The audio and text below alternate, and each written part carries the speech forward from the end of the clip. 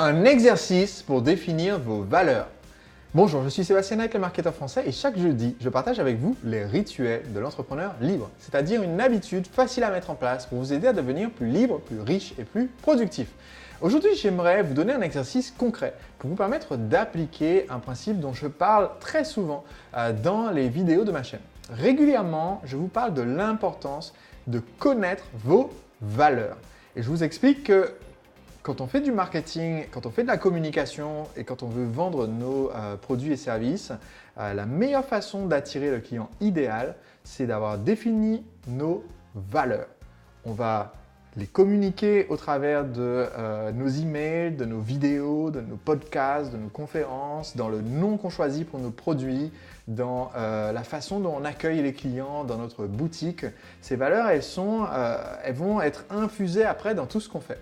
Mais une des questions qui revient souvent, c'est « Ok, ça a l'air d'être une bonne idée d'avoir des valeurs, mais est-ce que tout le monde n'a pas les mêmes valeurs déjà ?» Et la réponse à ça est non. Et vous allez voir que quand je vais vous donner ce petit exercice, vous allez voir que si on fait une liste, disons, de 100 valeurs différentes, qui peuvent être toujours dire la vérité, la croissance personnelle, faire preuve de dynamisme, créer des relations gagnant-gagnant, avoir l'esprit d'équipe, etc., etc. Comme elles sont définies par la positive, presque tout le monde va se reconnaître dans presque toutes les valeurs que je viens d'énoncer, par exemple.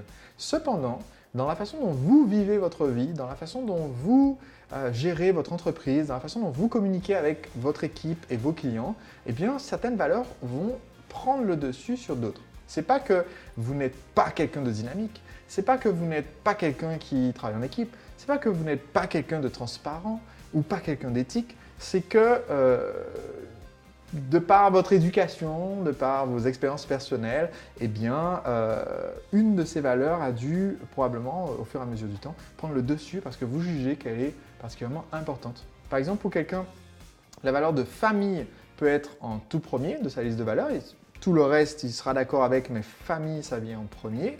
Et pour le deuxième, pour quelqu'un d'autre, peut-être que c'est la valeur de transparence et dire la vérité qui est sa première valeur.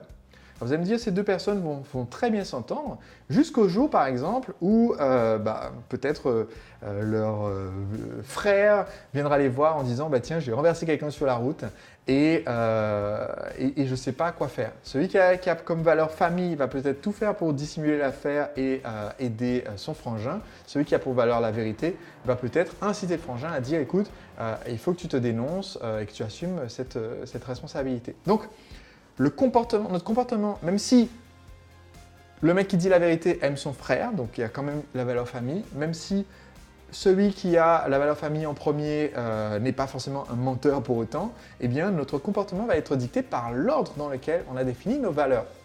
Donc pour vous aider un petit peu dans votre réflexion, voici ce que j'aimerais que vous fassiez. C'est une courte vidéo parce que j'aimerais que vous fassiez l'exercice tout de suite.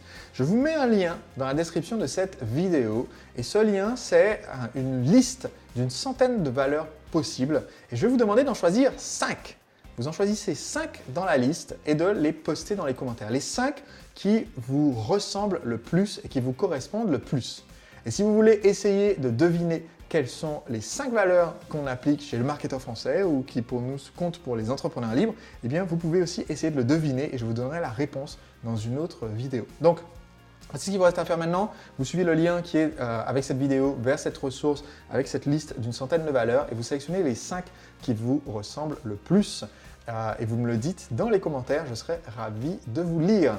On se retrouve jeudi prochain pour un autre rituel de l'entrepreneur libre. Si vous n'êtes pas encore abonné pour recevoir mes vidéos, sachez que je vous les envoie gratuitement quand vous vous abonnez en suivant le lien qui se trouve sur cette même page.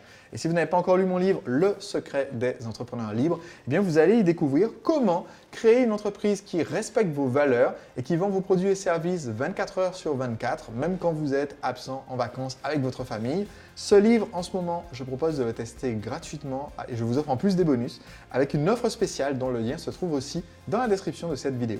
On se retrouve jeudi prochain. Faites l'exercice maintenant et dites-moi dans les commentaires. À très vite. Chaque vidéo, je partage avec avec vous les rituels des entrepreneurs libres, c'est-à-dire des habitudes très simples à mettre en place qui vont vous aider à devenir plus heureux, plus riche et plus productif. Aujourd'hui, j'aimerais vous partager une